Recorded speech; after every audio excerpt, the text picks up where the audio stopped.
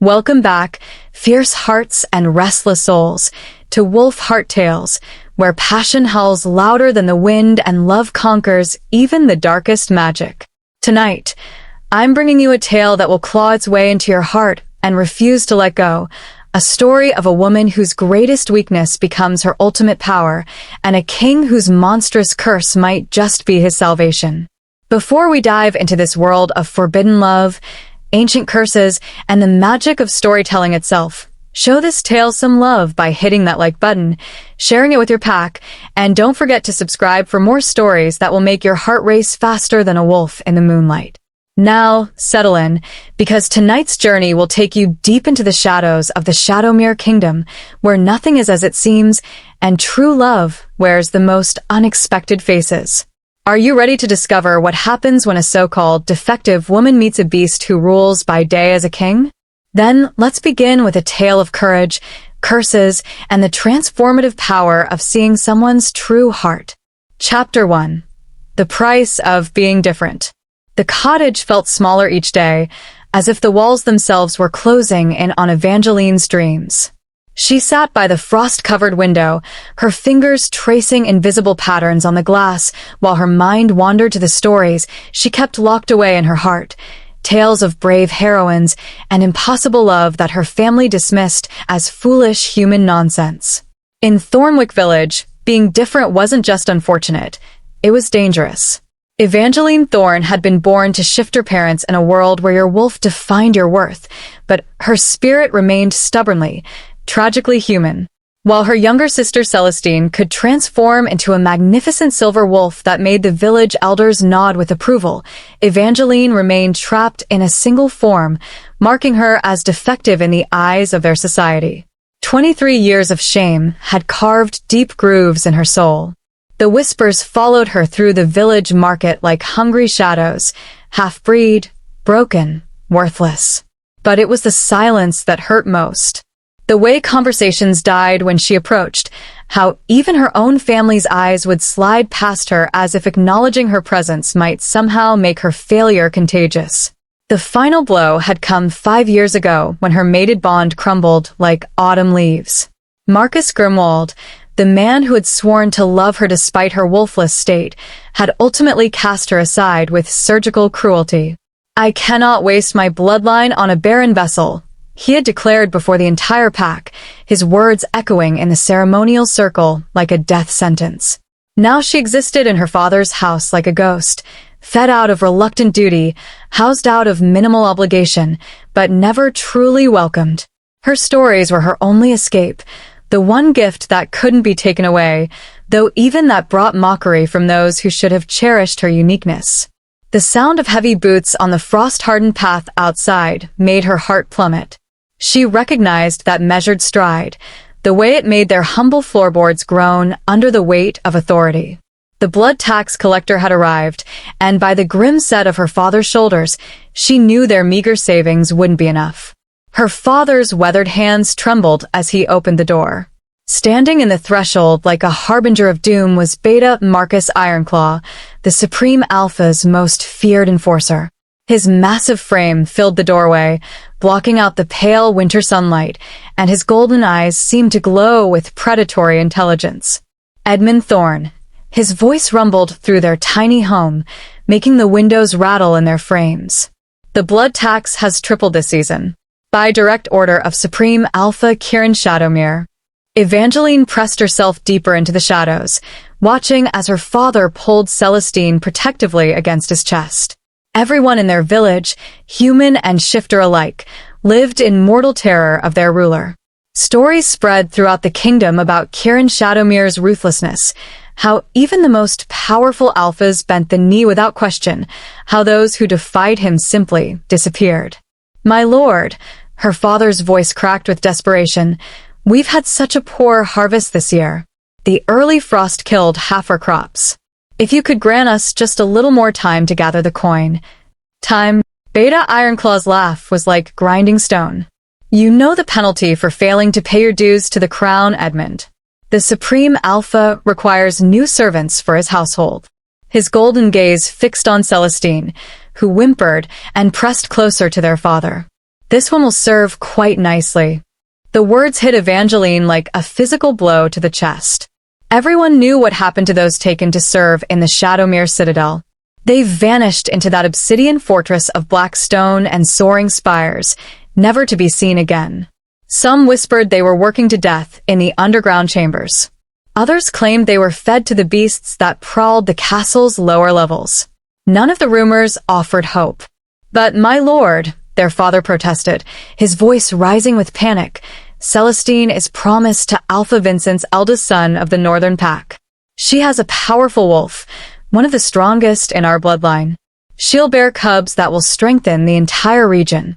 He stopped mid-sentence, and Evangeline's heart turned to ice as his desperate gaze darted to where she stood in the shadows. She saw the exact moment when survival instinct overcame paternal love, when the calculation replaced the fear in his eyes. "Take my eldest daughter instead," he said, the words falling from his lips like stones into still water. Beta Ironclaw's golden eyes shifted to Evangeline, and his lip curled in disgust. "You offer the Supreme Alpha a defective half-breed? A wolfless waste of flesh. She's already proven worthless for breeding," her father continued, each word a dagger thrust into Evangeline's chest. "Her own mate cast her off after 5 barren years. She's perfect for servant work, practically human already, and barren besides. No loss to the pack whatsoever." "No loss to the pack," Beta Ironclaw repeated slowly, as if tasting the cruelty of the phrase. But then, what possible value could such a creature offer the Supreme Alpha? Celestine's voice piped up from behind their father's protective embrace, small but clear. "She tells stories. Beautiful stories that make you forget about everything else." Evangeline closed her eyes, feeling the familiar burn of humiliation. How many times had they mocked her storytelling, called it a shameful human habit beneath the dignity of their shifter heritage? Yet now they offered it up like a prize, the only commodity they could find in their broken daughter. "Stories?" The beta's voice held a note of dark amusement. "How quaint." "Show him, Evangeline," her father commanded, his grip on her arm surprisingly strong as he pulled her from the shadows and shoved her forward. "Tell him what you can offer our Supreme Alpha." Standing there in her patched dress, facing the most dangerous man in their province, Evangeline felt something shift inside her chest. Not hope, she had learned better than that, but a quiet acceptance that finally settled her racing heart. At least as a servant, she thought with bitter clarity, no one would expect her to bear children she could never give them. No one would measure her worth by the emptiness of her womb. She lifted her chin slowly, calling upon every scrap of dignity she had left. "I would be deeply honored to serve Supreme Alpha Kieran in whatever capacity he deems appropriate, my lord," she said, her voice steadier than she had any right to expect. Beta Ironclaw studied her for a long, uncomfortable moment. There was something calculating in his golden gaze, as if he were seeing possibilities that she couldn't even imagine. His nostrils flared slightly, and she wondered what sense he was reading from her. Fear, certainly, but perhaps also the stubborn core of strength that had kept her functioning through years of rejection and shame. Finally, he nodded with the satisfaction of a predator who had found exactly the prey he was hunting. "Very well. The defective one will suffice for our purposes." Outside, he shifted into his massive wolf form, his dark fur gleaming like oil in the pale afternoon sunlight. As the transformation completed, Evangeline found herself face to face with a creature the size of a small horse, with eyes that burned like molten gold and teeth that could crush bones like twigs. As they began their journey away from Thornwick Village, leaving behind everything she had ever known, Evangeline didn't look back at her family. She had learned long ago that goodbyes were just another form of abandonment, and she refused to give them the satisfaction of seeing her break. Instead, she turned her mind to what she did best, crafting stories. Tonight, wherever she ended up, she would weave herself a tale where families fought for their daughters, where being different meant being precious rather than broken, where a woman's worth wasn't measured solely by the children she could bear. She had become quite skilled at creating happy endings, especially because they never seemed to come true in real life. Chapter 2. The Shadowmere Citadel. The journey to the Shadowmere citadel took 3 days of relentless travel through increasingly treacherous terrain. Beta Ironclaw maintained his wolf form for most of the trip, his massive paws eating up the miles with tireless efficiency while Evangeline struggled to keep pace on foot. When exhaustion finally claimed her on the second night, he grudgingly allowed her to ride on his back, though his disapproval radiated through every tense muscle. As they crested the final hill on the third morning, Evangeline caught her first glimpse of Supreme Alpha Kieran's stronghold, and her breath caught in her throat.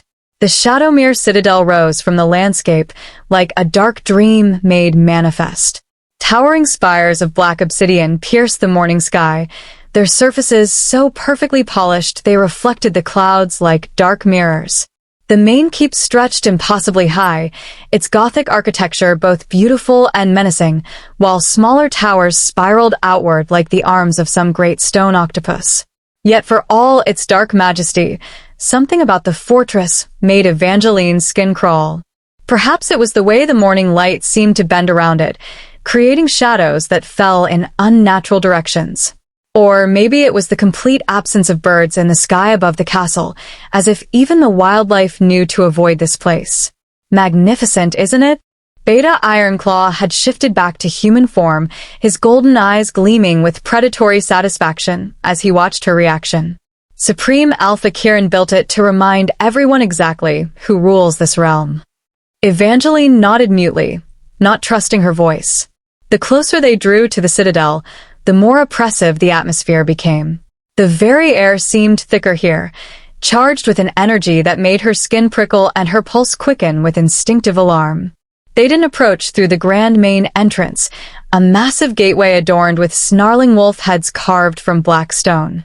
Instead, Beta Ironclaw led her down a narrow, winding path that circled to the rear of the fortress, where a small, unremarkable door was set into the base of the outer wall.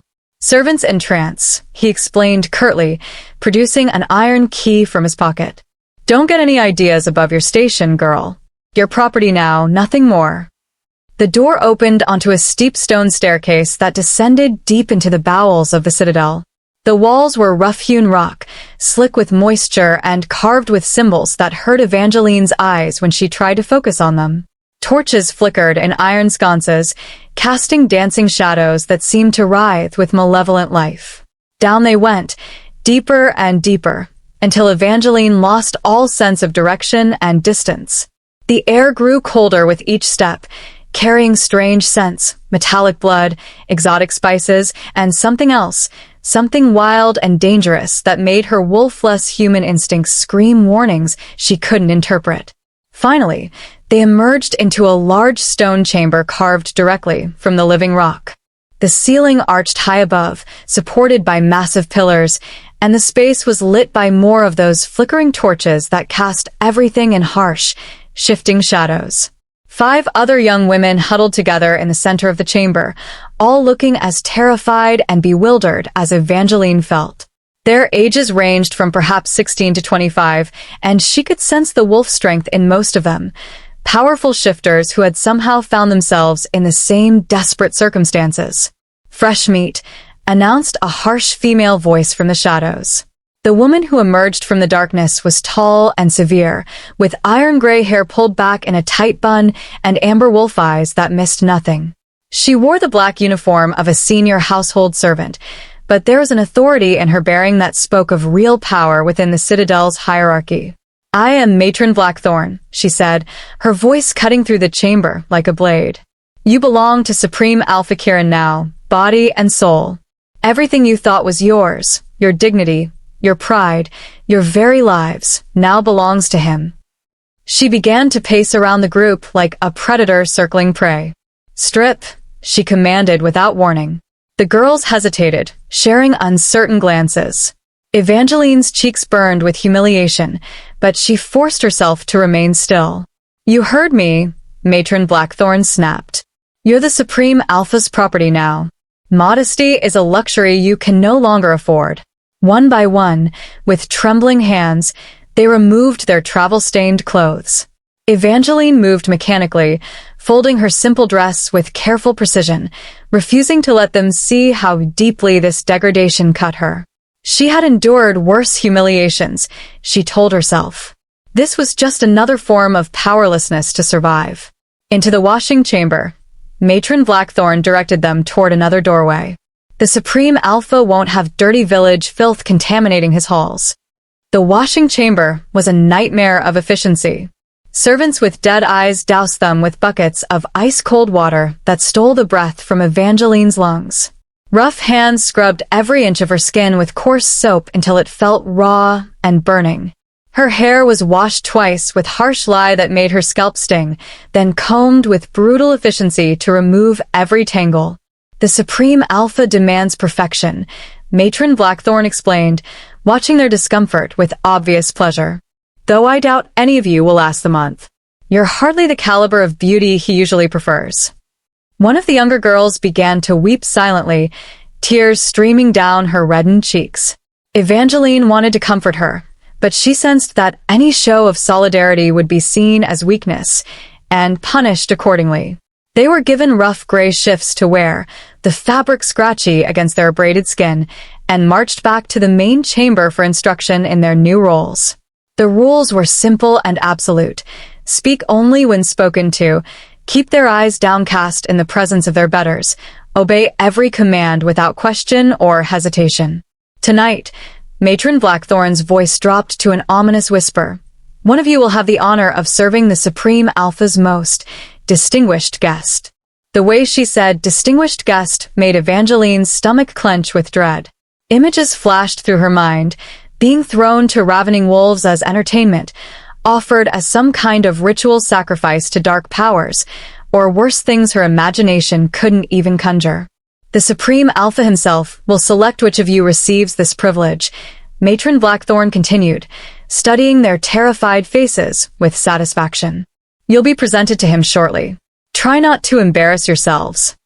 They were led up a narrow staircase to a small antechamber with polished marble floors that reflected their pale, frightened faces.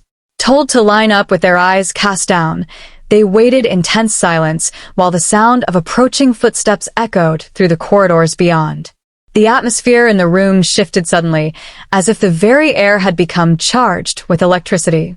Matron Blackthorn, who had been tormenting them with sadistic pleasure just moments before, went rigid, her earlier confidence evaporating like morning mist. A hand pressed roughly against the back of Evangeline's neck, forcing her head even lower. His Supreme Majesty, Alpha Kieran Shadowmere, announced a male voice tight with reverence and fear. The marble floor beneath Evangeline's bare feet seemed to vibrate with each step he took as he moved closer. She kept her eyes fixed on the polished stone, but the air around him grew heavy, charged with a power that pressed against her skin like a physical touch. This wasn't just authority, this was something primal and ancient, a force that spoke directly to the most primitive parts of the human brain. The new acquisitions, Your Majesty, said the same deferential male voice. Selected personally for your distinguished guest's requirements. A long silence followed, broken only by the terrified breathing of the girls beside her. Evangeline could feel one of them trembling so violently that the vibrations traveled through the floor. They're all cowering, came a deep voice that resonated through Evangeline's very bones.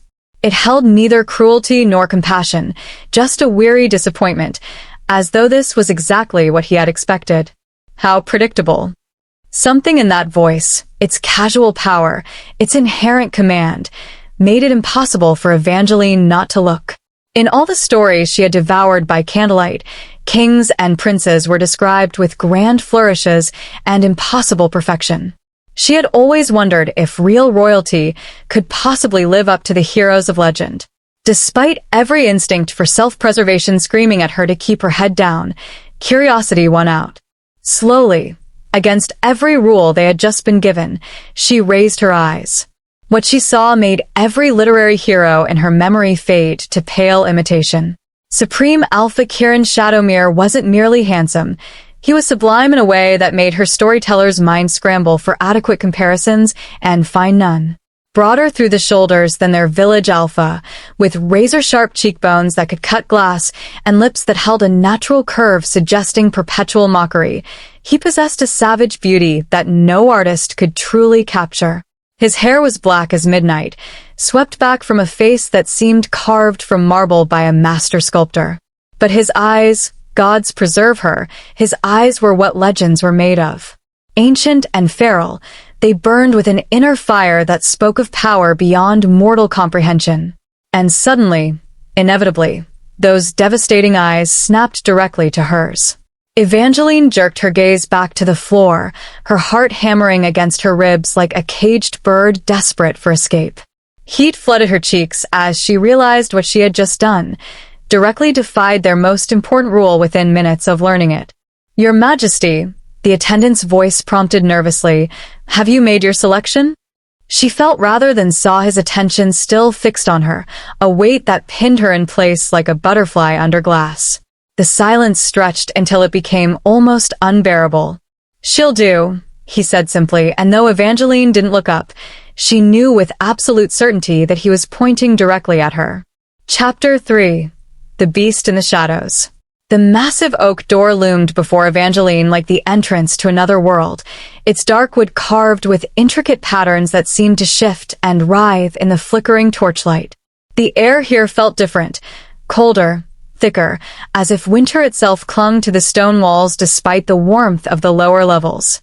Matron Blackthorn stood beside her, and for the first time since their arrival, the older woman's composure showed cracks. Her hands trembled slightly as she smoothed down her already perfect uniform, and her amber eyes darted nervously toward the door. "Remember," she whispered, her voice barely audible, "please the Supreme Alpha's guest in whatever manner he desires. Your life depends on his satisfaction." Her voice faltered on the word guest, and she swallowed hard before continuing. "Should you fail to meet his expectations, tomorrow you'll face something far worse than death." The guard stationed beside the door looked equally unsettled. Sweat beaded on his forehead despite the chill, and his grip on his ceremonial spear had gone white-knuckled with tension. When Evangeline accidentally caught his eye, he looked away so quickly she might have imagined the brief contact. From within the chamber beyond came a sound that raised every hair on Evangeline's arms, somewhere between a growl and a sigh, resonating through the thick wood like distant thunder. The guard's breathing hitched, and even Matron Blackthorn took an involuntary step backward. "Go," the matron commanded, though her voice lacked its usual authority. "And pray to whatever gods still listen that you survive the night." The guard's hands shook as he pulled the heavy door open, and with a firm push between her shoulder blades, Evangeline found herself stumbling into the chamber beyond. The door slammed shut behind her with the finality of a tomb being sealed. The space she entered defied her expectations completely. Rather than a simple room, she found herself in a vast suite that could have housed her entire family cottage several times over. Rich tapestries lined the walls, their deep crimson and gold threads depicting hunting scenes and mythical beasts in exquisite detail. A massive fireplace dominated one wall, its flames casting dancing shadows that seemed to move independently of their source. The air was thick with a complex mixture of scents that made her senses reel, exotic spices from distant lands, rare flowers she couldn't name, and underneath it all, something wilder and more primal. Musk and blood, and the sharp, ozone-like tang of magic itself. "Is someone there?" she called softly, her voice seeming small and fragile in the vastness of the chamber. Silence answered her, but not the empty silence of abandonment. This was the charged quiet of a predator holding perfectly still, waiting for the perfect moment to strike. She could feel eyes upon her, an almost physical weight that tracked her every movement from somewhere in the shadows. Taking a tentative step forward, then another, she began to explore the sumptuous prison she had been delivered to. A banquet table dominated the center of the room, laden with foods that made her mouth water despite her terror. Roasted meats glistened with herb-crusted perfection, bowls overflowed with exotic fruits in jewel-bright colors, and golden candelabras cast warm light that somehow couldn't penetrate the deeper shadows lurking in the corners. Evangeline didn't dare touch any of the feast before her. Every instinct she possessed screamed that this was a trap, a test of some kind. Instead, she moved toward the far end of the chamber, where heavy velvet curtains hung from ceiling to floor. Her breath caught when she pulled them aside. A bed filled the space beyond. Not just large, but absurdly, impossibly massive. It could have accommodated a dozen people with room to spare, and was covered with silk sheets in deep midnight blue that seemed to absorb light rather than reflect it. The implications hit her like a physical blow. The knowing looks from the servants, the guards' obvious fear, the lavish meal, and now this enormous bed. It was all perfectly, horribly clear. She had been brought here not just as a servant, but as an offering. Her body was expected currency, payment to whatever creature the Supreme Alpha kept hidden in these chambers. Her stomach lurched violently, and she pressed a trembling hand to her mouth, fighting down the wave of nausea that threatened to overwhelm her. But even through her revulsion and terror, something else caught her attention. A small package resting atop the silk coverlet, wrapped in fine paper and tied with a ribbon the color of fresh blood. A card attached to the package bore her name written in elegant script that seemed to shimmer in the candlelight, for Evangeline Thorne. With hands that shook despite her efforts to control them, she unwrapped the parcel. A gown spilled into her hands like liquid shadow, midnight black silk shot through with threads of silver that caught the light like captured stars. It was the most beautiful garment she had ever seen, and simultaneously the most terrifying. Like a burial shroud woven from the night sky itself. The temperature in the chamber plummeted suddenly, as if darkness itself was swallowing all warmth. Behind her came the sound of slow, deliberate footsteps, but wrong somehow, accompanied by the scrape of claws on stone, the unsettling pop of joints shifting, and a low, menacing groan that was quickly stifled. "Put it on." The voice that emerged from the shadows behind her was deep and resonant, but unmistakably inhuman. Each word seemed forced through a throat not designed for human speech, creating harmonics that vibrated through her bones and made her teeth ache. Swallowing hard, she retreated behind an ornate dressing screen, her fingers fumbling with the gown's intricate fastenings. The silk slithered over her skin like cool water, fitting her form with impossible perfection, as if it had been crafted specifically for her body by hands that knew every curve and hollow. When she emerged, she found additional items waiting, a necklace of what appeared to be diamonds arranged in the pattern of stars, and matching earrings that caught the firelight like trapped lightning. "Should I wear these as well?" she whispered to the darkness. "Yes." The voice came from closer now, and she could hear the careful control it took for the creature to form even that simple word. With trembling fingers, she fastened the jewelry around her throat and ears. The diamonds were cold against her skin, their weight both beautiful and suffocating, like wearing a collar made of starlight. "Please," the voice continued, and she detected something almost like courtesy beneath its inhuman tones. "Eat." She moved to the banquet table with careful, measured steps, hyper-aware that those unseen eyes tracked her every movement. Selecting a small piece of bread with hands that barely trembled, she took a tentative bite. The flavors should have been exquisite, herbs and butter and warmth, but everything turned to ash in her mouth. Behind her, something moved in the shadows. A presence shifted, revealing glimpses of impossible size and unnatural angles. Then a shadow fell across the table, and she saw it, a hand, if it could be called that. The appendage was massive, easily 3 times the size of a normal human hand, with fingers that stretched too long and ended in claws like polished obsidian.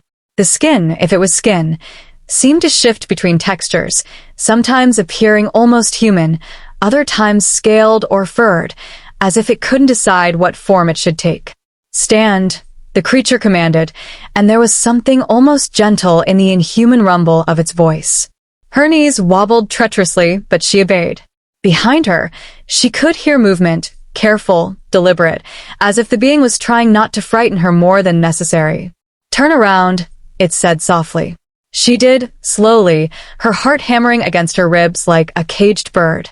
Her gaze traveled upward, taking in the impossible scope of the creature before her, until finally, inevitably, she found herself staring into its face. The sight should have sent her screaming into madness. The creature towered above her, its form a nightmarish fusion of man and beast that belonged in humanity's darkest dreams. Its head was lupin but wrong, too large, with a muzzle filled with teeth like ivory daggers. Its body was massive and twisted, covered in patches of fur that shifted between human skin and wolf hide as she watched. Every line of its form spoke of agony, as if it had been broken apart and reassembled by cruel hands that cared nothing for the pain they caused. Evangeline's lips parted, a scream building in her throat, but instead of the cry of terror everyone expected, what emerged was a whisper of recognition and impossible compassion. "Were you cursed?" The creature recoiled as if she had struck it with a physical blow. For a moment that stretched like eternity, they stared at each other, the monster and the woman who saw past its form to something deeper. "I'm sorry," she said quickly, realizing how presumptuous her question must have sounded. I shouldn't have assumed." "No." The voice was quieter now, tinged with something that might have been wondered. "How did you know?" She hesitated, then spoke the truth that had been burning in her heart since the moment she saw him. "I've read many stories about curses.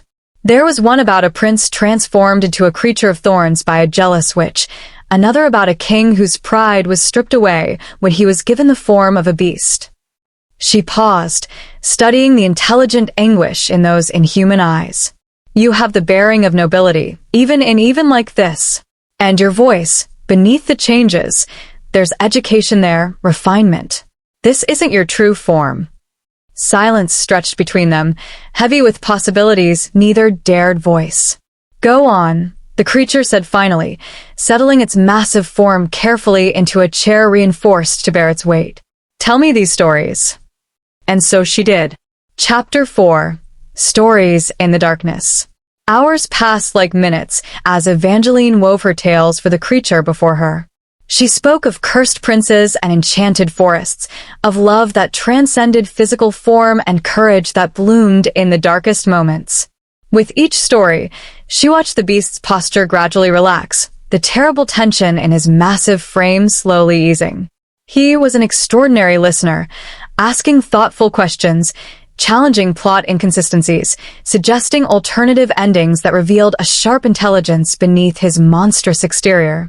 When she told him the tale of the beauty who saw past the beast's frightening form to the gentle soul within, his golden eyes grew distant with something that might have been longing. "You believe such transformations are possible?" he asked when she finished, his inhuman voice carefully controlled. "That love could truly change someone so fundamentally?" Evangeline considered her answer carefully. "I believe," she said softly, "that love reveals who we truly were all along. Sometimes the masks we wear, or that are forced upon us, hide our real selves so completely that even we forget who we are beneath them." The beast went very still. "And what if the mask has been worn so long that it has become the truth? What if the monster is all that remains?" There was such pain in his voice that Evangeline felt her heart clench with sympathetic anguish. Without thinking, she leaned forward in her chair, her hand reaching out before she caught herself and pulled back. "I don't believe that," she whispered fiercely. "The very fact that you're asking the question proves there's still a man beneath the curse. A monster wouldn't care about such things." Golden eyes studied her with an intensity that made her breath catch. "You speak as if you have experience with masks yourself." She did. The mask of indifference she'd worn when her mate cast her aside. The mask of resignation when her father offered her up like damaged goods. The mask of acceptance that let her survive daily reminders of her worthlessness. "We all wear them," she said instead. "The question is whether we choose them, or whether they're forced upon us by the cruelty of others." The beast was quiet for a long moment. Then, to her amazement, he rose from his chair with surprising grace for something so massive. "I have something for you," he said, moving toward a door she hadn't noticed before, half hidden behind a tapestry depicting a moonlit hunt. He led her through the doorway into a circular chamber that stole her breath completely. The room was lined floor to ceiling with books, more volumes than she had ever imagined could exist in one place. A writing desk sat positioned beneath a tall window, stocked with fine parchment, crystal inkwells, and quills that looked like they had been crafted from phoenix feathers. A library? Evangeline breathed, turning in a slow circle as she tried to take in the magnificent scope of it all. For me? The beast ducked his head, and if such a creature could be said to look shy, that's exactly how he appeared. You mentioned that your father wouldn't waste money on books for you. I thought, perhaps you might like to read new stories. Or write your own. Tears pricked at the corners of her eyes. In her entire life, no one had ever given her such a gift, something that spoke directly to the deepest desires of her heart. The thoughtfulness of it, the clear attention he had paid to her casual mention of her father's dismissal of her interests, overwhelmed her completely. "Thank you," she whispered, her voice thick with emotion. "No one has ever. This is the most wonderful thing anyone has ever done for me." From that night forward, their relationship began to change. No longer was she simply reciting tales from memory. She was creating new stories, weaving fresh narratives from her own imagination. And the beast proved to be her most engaged audience, questioning her character's motivations, debating plot choices, and suggesting twists that revealed the keen intelligence she was coming to treasure. "Your heroine forgives too easily," he observed one evening as she read from a story she had written about a woman betrayed by those she trusted most. "No one grants absolution so readily after such profound betrayal." Evangeline set down her pages, studying his massive form in the firelight. Perhaps she has learned that holding on to anger hurts her more than it punishes those who wronged her. Or perhaps, he said gently, she fears that demanding justice might leave her alone again. The insight cut so close to the bone that Evangeline had to look away. How had he seen so clearly into her heart when her own family had remained blind to her pain for years?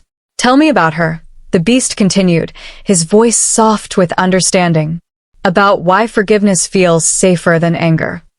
And so she did. Haltingly at first, then with growing confidence, she told him about the woman in her story, about being cast aside by someone who had promised to love her, about being told she was broken and worthless, about learning to accept crumbs of affection because she was terrified of losing even that small comfort. She couldn't give him what he wanted most, she said quietly, her hands folded tightly in her lap. A child. She tried for 5 years, but her body wouldn't cooperate. So he called her defective and sent her back to her family like a broken tool that had outlived its usefulness. The beast's sharp intake of breath made her look up. His golden eyes blazed with something fierce and protective, and his massive hands clenched into fists. He was a fool, he said, his voice rough with emotion. To cast aside someone so precious for something completely beyond her control. What kind of man abandons the woman he claimed to love when she needs his support most? Was he? Evangeline asked, tears threatening despite her efforts to maintain composure. In our world, what is a woman who cannot bear children? What purpose does she serve? The beast rose from his chair, beginning to pace with agitated energy. What purpose? He repeated, his voice rising. She tells stories that make darkness bearable. She sees past the monster to the soul beneath. She brings light to places that have known only shadow for far too long. Each word hit Evangeline like a physical blow, but not of pain, of recognition, of healing she hadn't known she desperately needed. No one had ever spoken of her with such conviction, such fierce certainty of her worth. At least, she said with a broken laugh, wiping at her eyes, you won't want to marry me now that you know I'm truly as defective as they claimed. The beast whirled around, his massive form trembling with intensity. For a moment, she thought she had gone too far, pushing him to anger with her self-deprecation. But when he spoke, his voice was soft with wonder.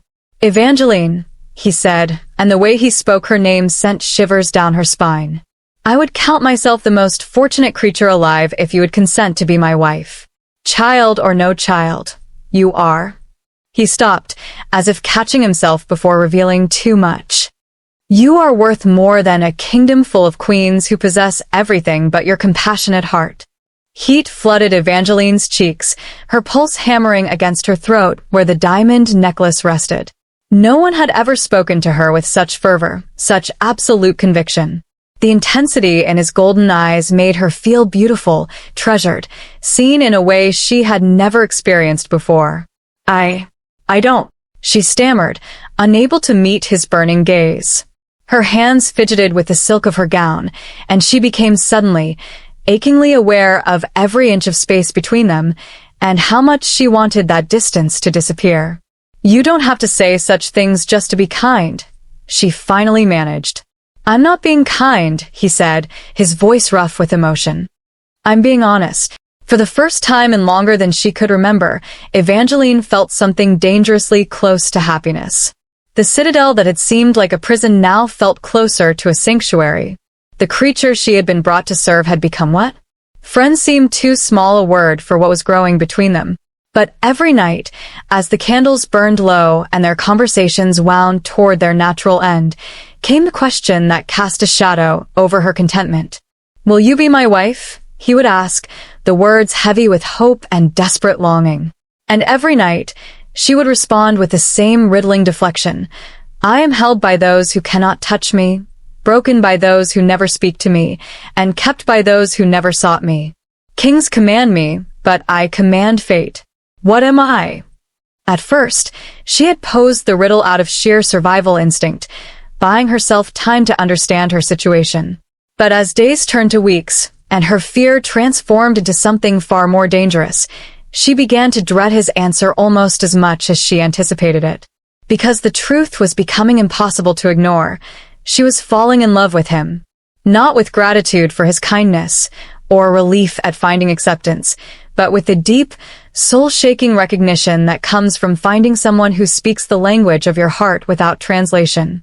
But when she looked at his massive, twisted form, when she imagined those enormous claws touching her skin, that inhuman mouth pressed against hers, her body recoiled with instinctive terror that she couldn't overcome no matter how much her heart yearned for connection. So each night, she would pose her riddle and watch his golden eyes flash with pain at her gentle rejection. And each morning, she would wake with the terrible knowledge that she was breaking both their hearts with her cowardice. What am I? She would ask, hating herself for the question. The beast would fall silent, and in that silence lay all the words neither of them dared speak aloud. Chapter 5. The Gift of Words. 1 month into her strange new existence, Evangeline's life at the Shadowmere Citadel had settled into an unexpected rhythm. Her days were no longer filled with the backbreaking labor she had anticipated, but instead something far more precious: time to write. Instead of being sent to scrub floors with the other servants, she was escorted each morning to a small chamber tucked away in a quiet corner of the citadel. The room was simple but perfect for her needs: a sturdy desk positioned to catch the morning light, a comfortable chair that didn't make her back ache, stacks of fine parchment that felt like silk beneath her fingers, and an array of quills that wrote as smoothly as flowing water. His Supreme Majesty has decreed that you are to spend your days here, Matron Blackthorn had explained on that first morning, her voice carefully neutral though Evangeline caught the flash of curiosity in her amber eyes. Preparing yourself for your nightly duties. The other servants watched her with a mixture of envy and suspicion as she passed through the corridors. The whispers followed her like shadows, speculation about what she must be doing to earn such unprecedented privileges, theories about the nature of her relationship with the mysterious guest, and darker suggestions about the price she must be paying for her freedom from menial labor. Evangeline ignored them all. For the first time in her life, she had been given something more valuable than gold: the gift of time and space to create. Her stories flowed from her pen like water from a spring, each tale more complex and nuanced than the last. But it was her evenings that had become the brightest jewels in her crown of days. What story will you share with me tonight? The beast would ask as she entered his chambers, his massive form settling into the reinforced chair that had been crafted specifically to accommodate his size. Tonight, she carried something different, pages covered with her own careful script rather than a tale borrowed from memory. I wrote something new, she said softly, settling into what had become her customary chair across from him. Something personal. The beast went very still, his golden eyes fixed on her with complete attention. May I hear it? Evangeline's hands trembled slightly as she lifted the pages. This story was different from all the others, not a borrowed tale or a flight of fancy, but a piece of her own soul laid bare in words. Once there lived a girl born without a wolf, she began, her voice wavering with emotion. In a village where everyone could shift, she alone remained trapped in human form, watching from the outside as her people celebrated the very gift she had been denied. She paused, glancing up to find the beast listening with rapt attention, his inhuman features soft with compassion.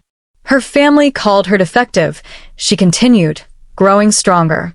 The village children threw stones and called her half-breed. Her sister pretended not to know her when others were watching, ashamed to be associated with something so fundamentally broken. The beast's claws flexed against the arms of his chair, but he remained silent, letting her tell her story without interruption. Each night, she would escape into tales of her own creation, building worlds where being different wasn't a curse, where the things that made her unusual were celebrated rather than scorned. But no one ever asked to hear these stories. No one cared about the world she built, word by careful word, in the lonely hours when sleep wouldn't come. Those who rejected her for lacking a wolf were fools. The beast interrupted, his voice rough with emotion. A wolf is nothing compared to a mind that can create entire worlds from nothing but imagination and hope.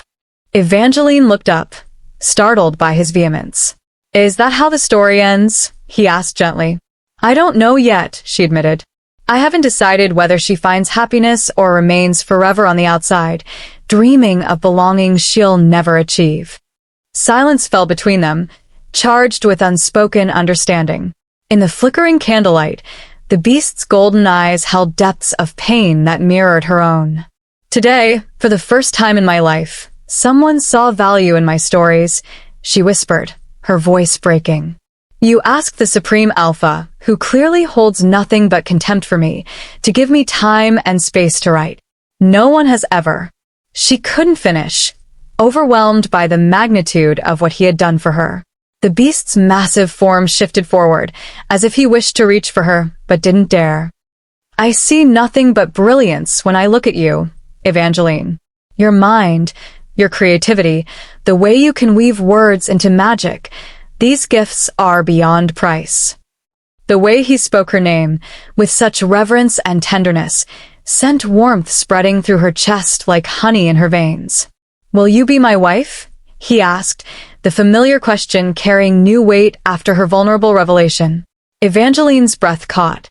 For a moment, she wavered on the precipice of a different answer. Her heart yearned to say yes, to throw herself into the arms of the only person who had ever truly seen her, truly valued her for who she was rather than what she lacked. But then her eyes traced the massive span of his shoulders, the inhuman cast of his features, the claws that could tear her apart without effort, and her body recoiled with instinctive terror she couldn't overcome. I am held by those who cannot touch me, she said finally, the familiar riddle falling from her lips like a prayer of protection, broken by those who never speak to me, and kept by those who never sought me. Kings command me, but I command fate. What am I? The beast's golden eyes flashed with pain so raw it made her chest ache. His massive shoulders sagged as if her gentle refusal was a physical weight pressing down upon him. What am I? She repeated, hating herself for the question, hating the cowardice that kept her from embracing what her heart so desperately wanted. He was silent for a long moment, then rose from his chair with careful dignity. Tomorrow night, he said quietly, and she heard the resignation in his voice, the acceptance of another day of hope deferred.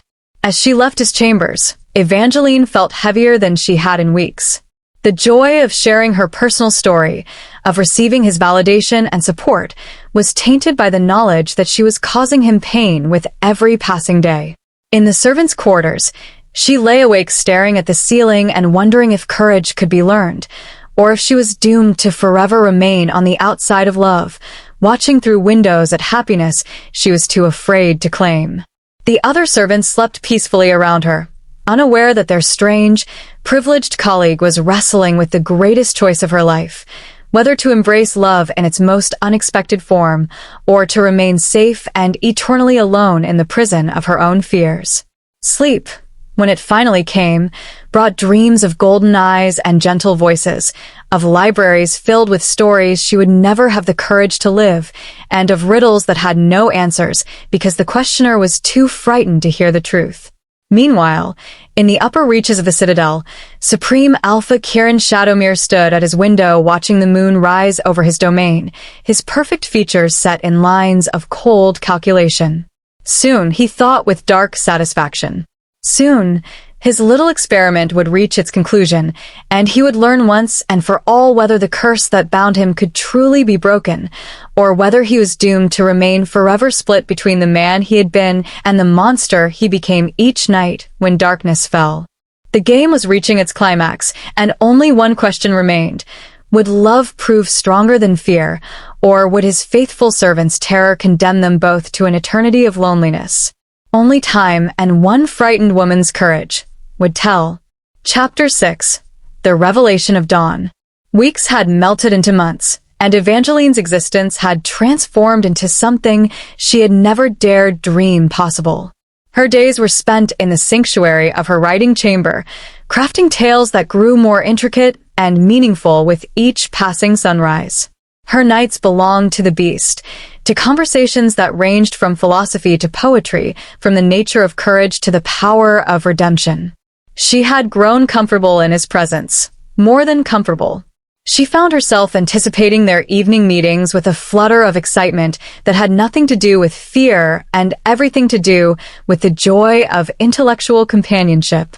He challenged her ideas, celebrated her creativity, and listened to her stories with the kind of rapt attention she had craved her entire life. But tonight felt different somehow. The air in his chambers seemed charged with an energy she couldn't identify, and the beast himself appeared more restless than usual, pacing near the windows with an agitation that put her on edge. "You seem troubled tonight," she observed, setting aside the pages of her latest story. "Is something wrong?" The beast paused in his restless movement, his golden eyes reflecting something that might have been anticipation or dread. "Nothing is wrong," he said carefully. "Perhaps everything is about to be right." Before she could ask what he meant, he moved to the writing desk she had come to think of as hers, retrieving something from one of the drawers. When he turned back to her, he held a small, elegantly wrapped package. "I have something for you," he said, and there was something almost ceremonial in his tone.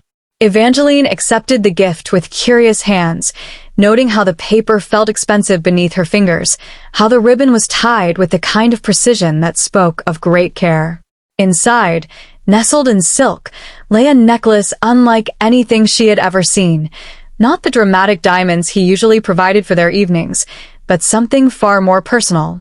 A delicate chain held a pendant shaped like an open book, its pages inscribed with tiny words in a script so fine she had to squint to read them. "Stories are the bridges between souls," she read aloud, her voice catching with emotion. "Do you like it?" he asked, and she could hear the vulnerability beneath his carefully controlled tone.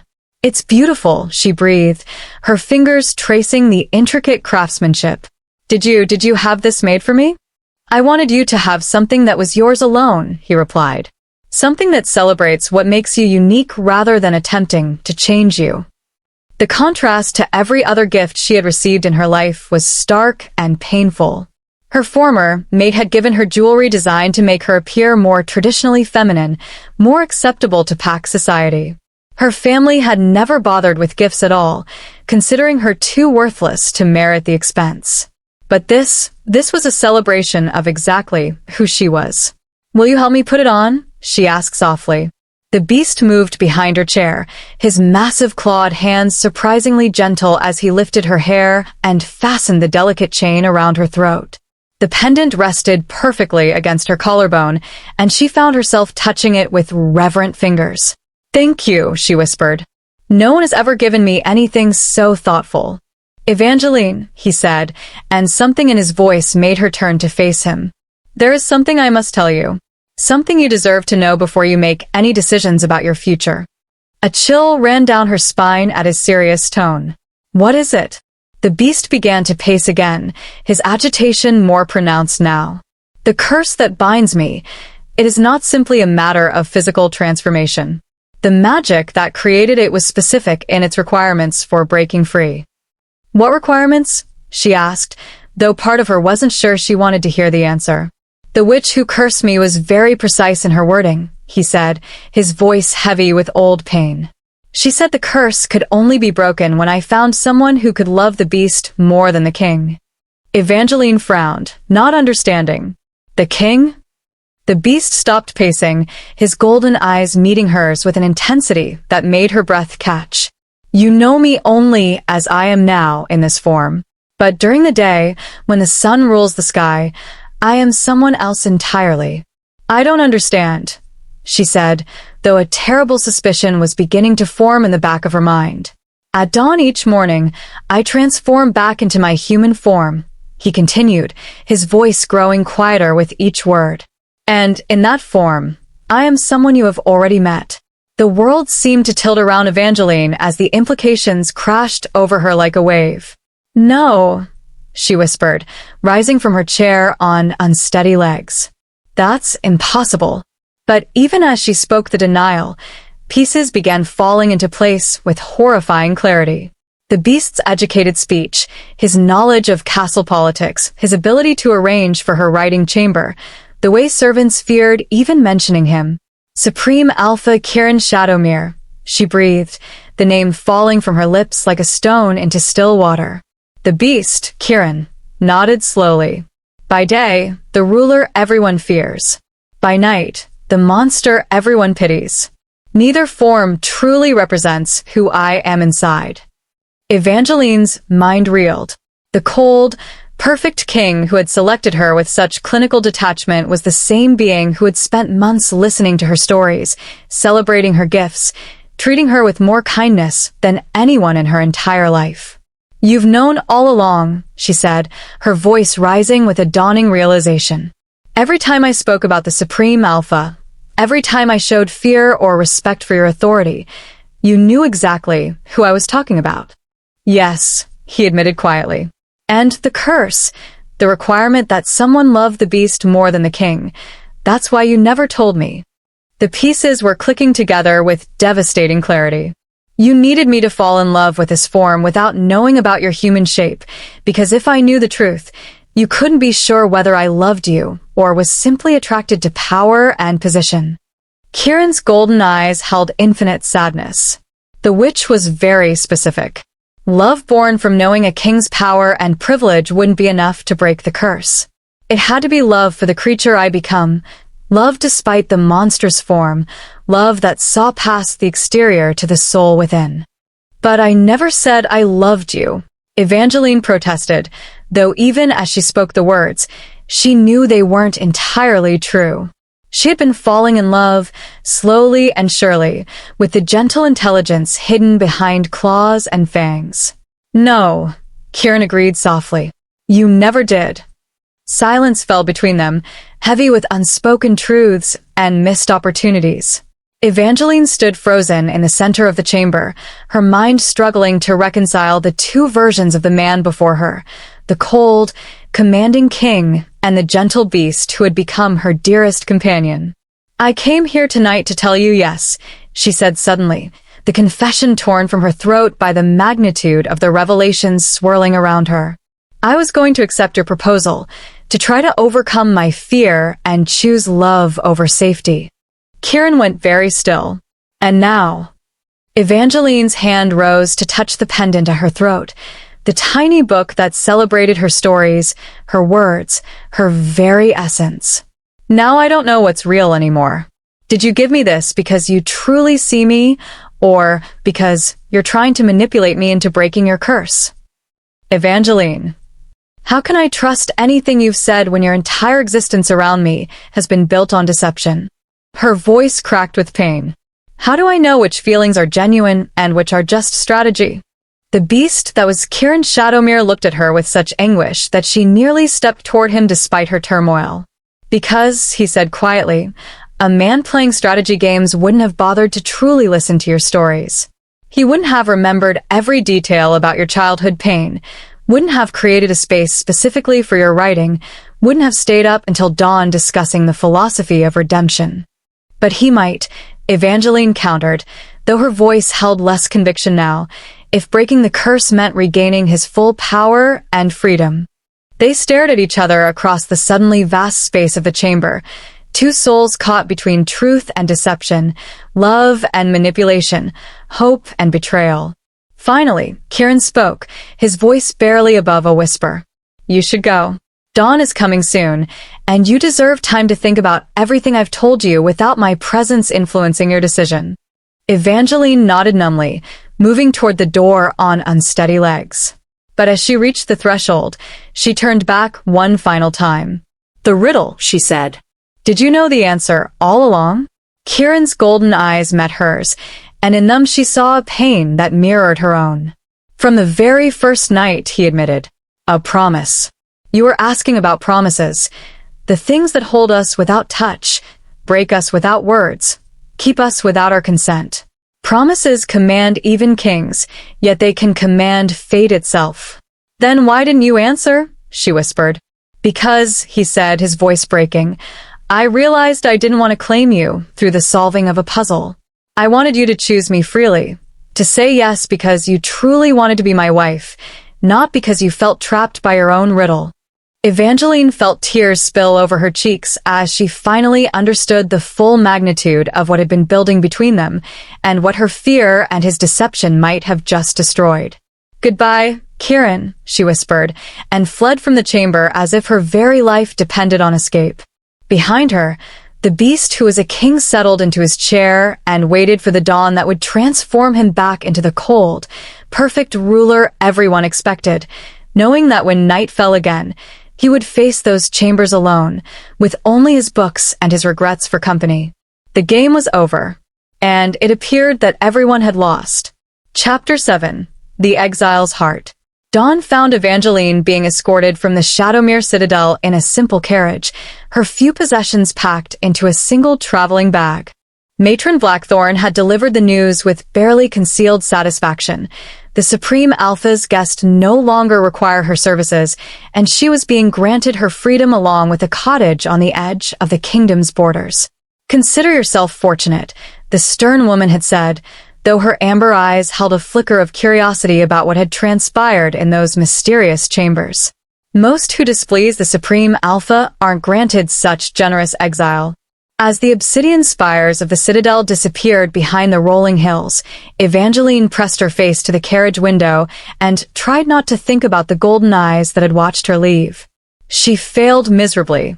The cottage proved to be a charming refuge tucked into a grove of ancient oaks, with ivy climbing the stone walls and wildflowers painting the surrounding meadows in brilliant colors. It was larger than her family's home in Thornwick Village, with east-facing windows that caught the morning light and a cozy study that seemed designed for a writer's needs. Everything she had once dreamed of having was now hers: solitude, books, time to write, and freedom from the constant reminders of her inadequacies. Yet as weeks melted into months, Evangeline discovered that getting everything you thought you wanted could be its own form of torment when your heart belonged elsewhere. She wrote prolifically, filling page after page with tales of cursed princes and misunderstood beasts, of love that transcended physical form and trust that survived deception. But every story felt hollow without his voice challenging her plot choices, questioning her characters' motivations, suggesting unexpected twists that revealed depths she hadn't known were there. The pendant he had given her never left her throat. She would catch herself touching it absently throughout the day, remembering the gentle reverence in his voice when he'd explained its meaning. Stories are the bridges between souls. Had he meant it? Had any of it been real? Or had she been nothing more than a carefully orchestrated experiment in curse-breaking? The village folk who lived nearest her cottage were kind enough, if distant. They brought her supplies and news from the wider kingdom, treating her with the respectful wariness reserved for those who had somehow earned the Supreme Alpha's favor and lived to tell about it. It was through these cautious conversations that she learned Kieran had never taken another to serve his distinguished guest. The chambers that had become so familiar to her remained empty, their occupant dining alone and in silence. Some whispered that he had grown even more cold and remote, ruling with an iron fist that showed no mercy to those who crossed him. Others claimed to have seen lights burning in those high tower windows until nearly dawn, as if someone within couldn't find rest. The news came on a crisp autumn morning when the leaves were beginning their transformation from green to gold. The baker's daughter, a chatty girl named Rose who made the weekly supply run to Evangeline's cottage, arrived with eyes bright with gossip and anticipation. "Have you heard, miss?" she asked breathlessly as she unloaded her baskets. "About the royal wedding?" Evangeline's heart stuttered in her chest, though she managed to keep her voice steady. "Wedding? Oh yes. The Supreme Alpha is to marry Princess Lyanna of the Northern Territories. A powerful political alliance, they say. Her father controls 3 major trade routes, and her pack is known for producing warriors of exceptional strength." Rose leaned closer with the conspiratorial air of one sharing delicious secrets. "The ceremony is to be held in the Grand Square next week, open to all subjects of the realm. The entire kingdom is invited to witness the union." That evening, Evangeline stood before the mirror in her bedroom and made a decision that surprised even herself. She would attend the wedding.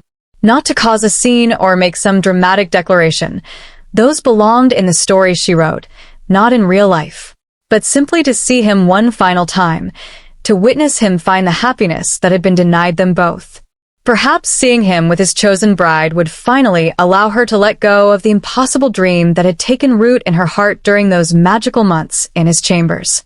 The morning of the wedding dawned clear and bright, as if the heavens themselves blessed the union.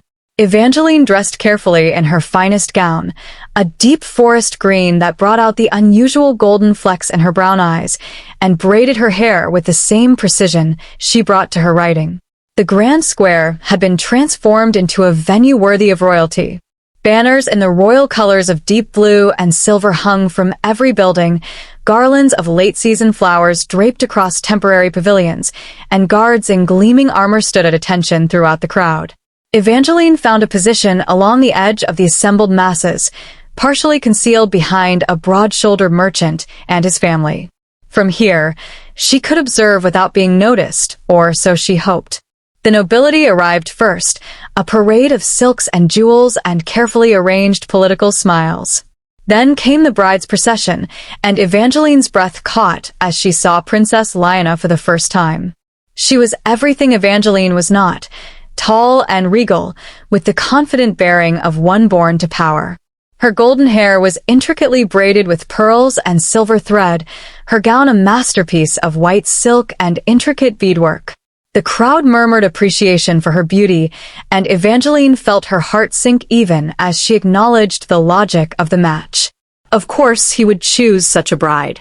Someone worthy of a king, someone who could give him heirs and strengthen his political position. Someone who would never need to pose riddles to avoid answering direct questions about love. A hush fell over the square as the royal fanfare sounded.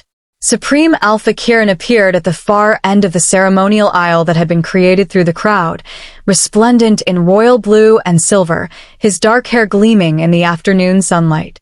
He moved with the same fluid grace she remembered, his posture perfect, every inch the commanding ruler his subjects expected. But Evangeline saw what others missed, the careful blankness of his expression, the way his hands clenched briefly into fists before he forced them to relax, the subtle tension around his eyes that spoke of a man going through the motions of a life he had not chosen. This wasn't the cold, calculating king the crowd saw. This was her beast, dressed in royal finery and playing a role that fit him no better than his cursed form had. As Kieran took his place at the altar, the officiant began the traditional ceremonies. Evangeline watched through a haze of pain and love and desperate longing, her heart breaking anew with each ritual word. Then, impossibly, his gaze lifted from his bride and swept across the crowd. Their eyes met across the vast space of the square, and for one breathtaking moment, his perfect composure shattered completely. Pain flashed across his features, raw and unguarded. His face went pale, his lips parted slightly, as if he might speak her name.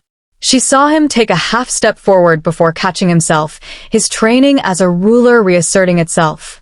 With visible effort, he tore his gaze away from hers and returned his attention to the princess beside him. But not before Evangeline saw everything she needed to see in that single, unguarded moment. The deception had been real, yes, but so had the love. The curse breaking might have been his goal, but the connection they had forged in those candlelit chambers had transcended strategy and become something neither of them had expected. He loved her. Despite everything, despite her fear, her riddles, her inability to accept his proposals, he loved her. And she loved him. Not the king with his power and position, but the lonely soul who had listened to her stories and celebrated her gifts and seen her worth when no one else bothered to look. The realization hit her like a physical blow, stealing her breath and making her knees weak. She pressed a hand to her chest, feeling the pendant he had given her warm against her skin, and finally understood what she had thrown away in her fear and confusion. The ceremony continued around her, but Evangeline barely heard the words. Her mind was reeling with the magnitude of her mistake, with the recognition of what she had lost in her panic over his deception. She had been so focused on whether his feelings were real that she had never stopped to examine her own. But now, seeing him pledge himself to another while his eyes held the ghost of their lost connection, she knew with devastating clarity that she would have said yes that night, riddles be damned, if only she had been brave enough to trust her heart over her fears. As the sun began its descent toward the horizon, Evangeline realized with growing horror what was about to happen. Soon, darkness would fall. Soon, Kieran would transform back into the beast, in front of his new bride, his nobility, his entire kingdom. The curse wasn't broken. Whatever the specific requirements had been, they remained unfulfilled.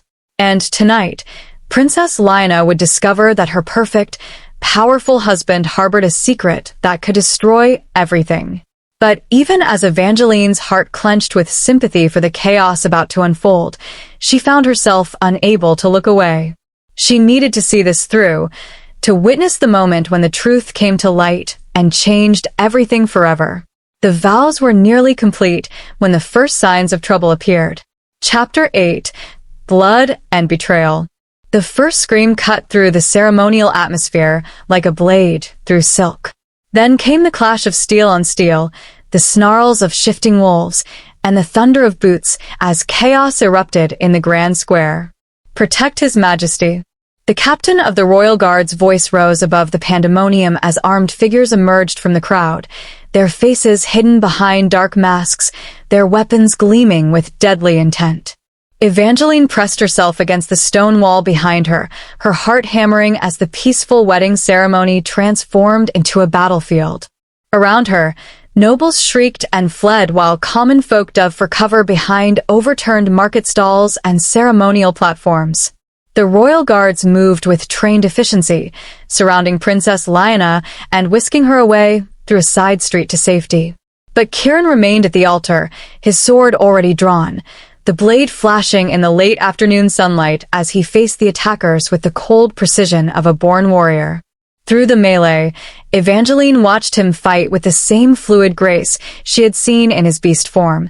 Different shapes, same soul. He was magnificent and terrifying, every inch the Supreme Alpha his reputation claimed him to be. But something was wrong. Even as he parried and struck with lethal accuracy, she could see the subtle signs of strain around his eyes, the way he favored his left side slightly. And then she noticed what had her blood running cold, the sun hanging low on the horizon, painting the sky in shades of gold and crimson. Sunset was approaching. Soon, very soon, the curse would claim him. Several of the attackers had shifted into their wolf forms, massive beasts with foam flecking their muzzles and madness burning in their eyes. The battle escalated from swordplay to a primal clash of fangs and claws as the royal guards transformed to meet this bestial threat. But Kieran fought on with steel alone, his blade dancing through the air with deadly grace. He couldn't shift or wouldn't. Either his curse prevented it, or he was desperately trying to maintain his human form for as long as possible. An archer positioned on a nearby rooftop drew back his bow, the arrow aimed directly at Kieran's unprotected back. The Supreme Alpha was engaged with 2 wolf attackers and completely unaware of the threat from above. Evangeline didn't think. She didn't weigh consequences or consider her own safety. She simply acted on pure instinct, bursting from her hiding place and racing across the blood-slicked cobblestones. She collided with Kieran just as the arrow whistled through the air where he had been standing, both of them crashing to the ground in a tangle of limbs and royal finery. Evangeline, he breathed, his eyes wide with shock as he recognized her beneath the grime and chaos of battle. "What are you? You could have been killed." "You were about to be shot," she replied breathlessly, gesturing toward the rooftop where the archer was already knocking another arrow. Kieran rolled, putting his body between her and the archer, his arm coming around her protectively. "You need to get out of here. Now." His beta, Marcus, appeared at their side, blood streaking his face from a gash above his left eye. "Your Majesty, the sun. You must retreat immediately." Evangeline glanced westward and felt her heart stop. The sun was touching the horizon, its lower edge beginning to disappear behind the distant mountains. Minutes, maybe less. "My lord," Marcus pressed urgently, his eyes darting between Kieran and the rapidly setting sun. "There's no time." A massive gray wolf lunged at Evangeline, its yellow eyes burning with killing rage. She twisted desperately, but the creature's weight bore her down, its breath hot against her throat as fangs prepared to tear her apart. "Stand down." A voice called from across the square, another of the attackers, still in human form. "Or watch her die, Your Majesty." Kieran froze, his sword half raised, his face a mask of fury and desperation. "My lord," Marcus pleaded, grabbing at Kieran's arm. "The transformation." "Let her go," Kieran commanded, his voice carrying the absolute authority of an alpha king. "Take me instead." The gray wolf's lips peeled back from its fangs in what might have been a grin, saliva dripping onto Evangeline's shoulder. The human attacker laughed coldly. "How noble. But I think we'll keep our leverage, thank you." The sun slipped another degree toward the horizon. Kieran's breathing was becoming labored, sweat beading on his forehead despite the cool evening air. "My king," Marcus whispered desperately. "Please." Kieran shook off his beta's restraining hand, his eyes never leaving Evangeline. Something shifted in his expression, a decision being made that would change everything. "Take her," the lead attacker snarled, and the gray wolf began to drag Evangeline backward toward the edge of the square. "No!" Kieran roared, lunging forward. The sun disappeared. The transformation hit Kieran like a bolt of lightning made flesh. His agonized cry echoed off the surrounding buildings as his perfect royal composure shattered completely. His sword clattered to the cobblestones as his body convulsed, bones cracking and reshaping with sounds that made even hardened warriors flinch. The wedding guests who hadn't already fled screamed anew as they witnessed their king's elegant form distorting beyond recognition. His spine arched unnaturally, for erupting across skin that stretched and reformed. His handsome face elongated into something bestial, teeth sharpening, jaw unhinging to accommodate fangs that gleamed like ivory daggers. The fine wedding clothes strained at the seams and then split entirely as his frame expanded to accommodate the massive bulk of his cursed form. What had been a perfectly composed ruler became something from their darkest nightmares, a creature of shadow and rage and supernatural power. Princess Lyanna, who had been fighting her guards to return to the ceremony, froze in horror at the sight. Her face drained of all color, and she pressed a trembling hand to her mouth, as if to hold back a scream. But Kieran, the beast that was Kieran, paid no attention to the gasps and shrieks around him. His golden eyes, burning with inhuman fury, focused entirely on the wolf threatening Evangeline. He launched himself across the square with a roar that shook the very foundations of the surrounding buildings. The gray wolf released Evangeline in sudden terror, scrambling backward as this new threat bore down upon him. It was no contest. The beast that was Kieran tore into the attacker with a ferocity that sent the remaining rebels fleeing in all directions. His claws raked across fur and flesh with surgical precision, and within moments, the threat was ended. Around them, the square had fallen into stunned silence. Even the royal guards stood frozen, their weapons held uncertainly as they stared at their transformed king.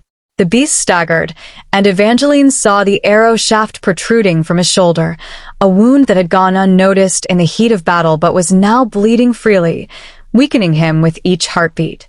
Without hesitation, she approached him. The nobles gasped, certain they were about to witness her death at the hands of the monster their king had become. "You're hurt," she said softly, reaching out to touch the uninjured side of his massive muzzle. The beast's golden eyes focused on her with laser intensity, and for a moment, she saw confusion there, as if he couldn't quite believe she was approaching him without fear. "I'm sorry," she whispered, her voice thick with emotion. "I'm so sorry they had to see you like this. This is my fault." The beast shook his enormous head, a rumbling sound emerging from his throat that might have been a disagreement. "I don't care what they saw," he managed, his voice strained with pain and transformation. "As long as you're safe." Tears streamed down Evangeline's cheeks as she placed her hands on either side of his muzzle, looking directly into those familiar golden eyes. "I love you," she said, her voice carrying clearly across the silent square. "Beast or king, cursed or free, I love you." The words hung in the air like a benediction, and something extraordinary began to happen. Light began to emanate from within the beast's massive form, starting as a faint glow and building to a brilliance that made the watching crowd shield their eyes. The arrow wound began to heal, the flesh knitting together with visible speed. The transformation that followed was unlike the painful daily change Evangeline had witnessed before. This was gentle, peaceful, as if the very universe was sighing with relief. Fur receded, bones shifted back into human proportions, and the monstrous features melted away like ice in spring sunshine. When the light faded, Kieran stood before her in human form despite the sun having fully set. His wedding finery hung in tatters, but his body was whole, the wounds healed, the curse finally, completely broken. "I don't understand," he whispered, reaching up to touch her hands where they still framed his face. "The curse," Evangeline said through her tears, understanding flooding her heart. "The witch told you it could only be broken when you found someone who could love the beast more than the king. But you misunderstood." Kieran's brow furrowed in confusion. "It wasn't about finding someone who could love the beast more than the king," she continued, her voice growing stronger. "It was about you loving someone else more than you loved being king. When you chose to save me over preserving your secret, when you revealed your transformation to protect me rather than maintaining your power, that's what broke the curse." Understanding dawned in Kieran's eyes, followed by wonder, then fierce joy. "You loved me more than your crown," she finished softly. Around them, the crowd murmured and whispered, but their voices seemed distant and unimportant.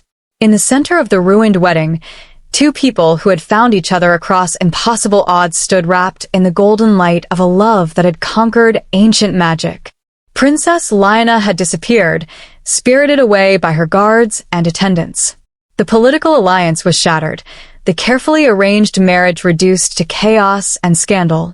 But as Kieran pulled Evangeline into his arms, neither of them cared about the consequences waiting beyond this perfect moment of truth and transformation. Chapter 9. Ever After. 1 year later, the royal ballroom of the Shadowmere citadel glittered with the warm glow of 1,000 candles, their golden light dancing across marble floors where humans and shifters danced together in unprecedented harmony. The annual Harvest Festival had become a celebration unlike any the kingdom had ever seen, not a display of power and hierarchy, but a genuine communion of all peoples under one roof.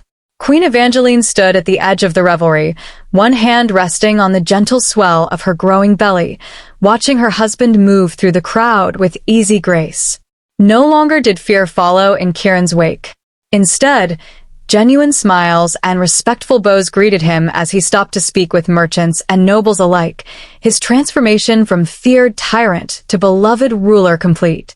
So much had changed since that chaotic day in the Grand Square.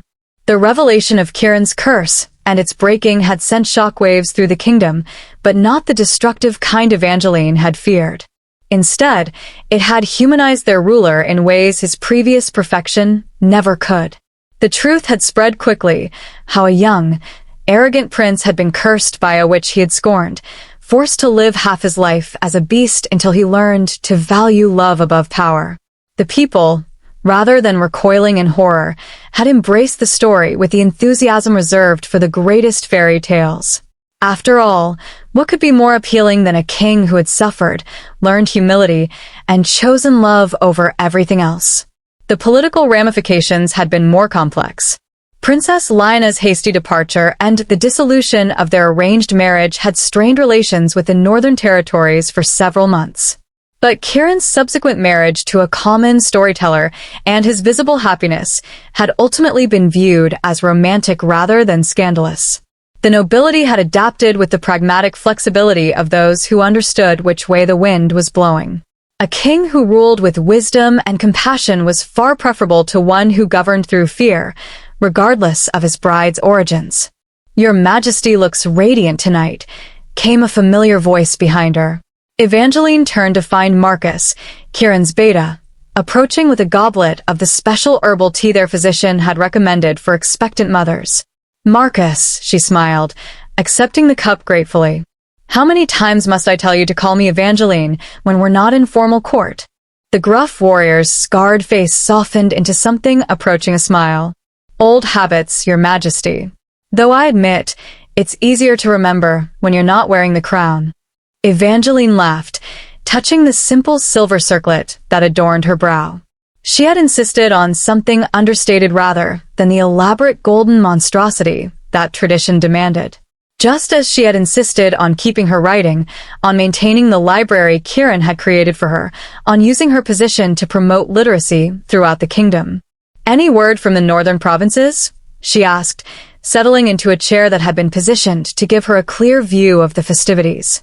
Marcus nodded, his expression turning serious. "The grain shipments arrived this morning, and the new schools are nearly complete.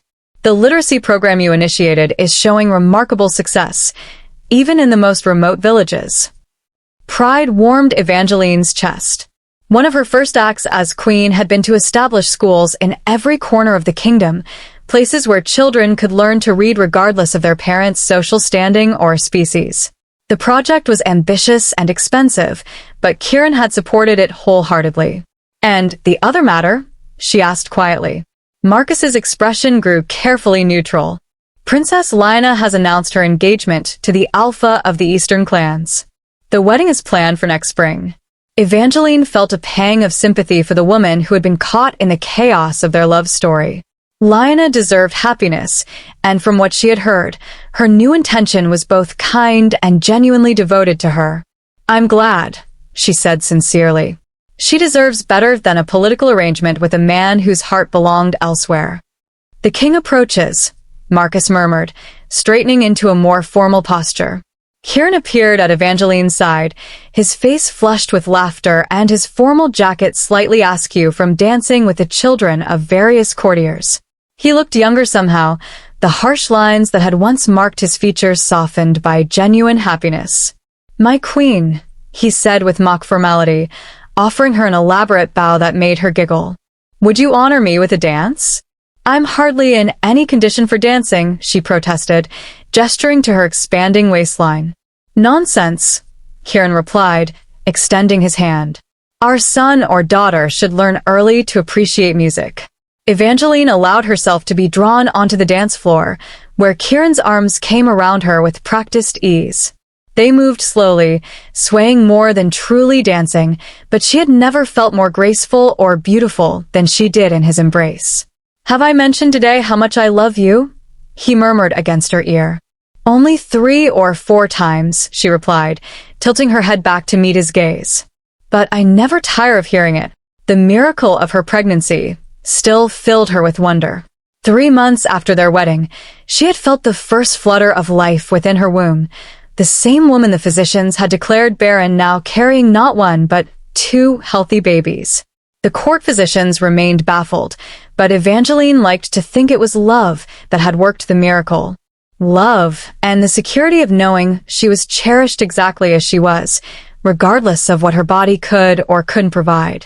"There's something I want to show you," Kieran said as the song ended, leading her toward a quieter alcove away from the main celebration. He produced a small, leather-bound book from his jacket, its cover worn smooth with age and handling. "I found this in the castle archives. It belonged to my mother." Evangeline opened the volume carefully, her breath catching as she recognized the elegant script filling the pages. "These are stories," she said wonderingly. She wrote stories too. She was considered eccentric by the court, Kieran explained, his voice soft with old memories. A queen who spent her time writing tales instead of managing social politics. "My father indulged her, but I always thought it was frivolous." He paused, his thumb tracing over the worn leather binding. "I understand now why she needed them. Sometimes the real world is too harsh, too limiting. Stories let us imagine better versions of ourselves, better possibilities." Evangeline felt tears prick her eyes as she flipped through the pages, seeing fragments of tales about brave princesses and misunderstood beasts, about love that conquered impossible odds. "She would have understood," she whispered. "I think she would have loved you," Kieran replied. "Almost as much as I do." A commotion near the ballroom entrance drew their attention. Marcus was speaking urgently with one of the castle guards, his expression growing increasingly serious. He approached them with purposeful strides.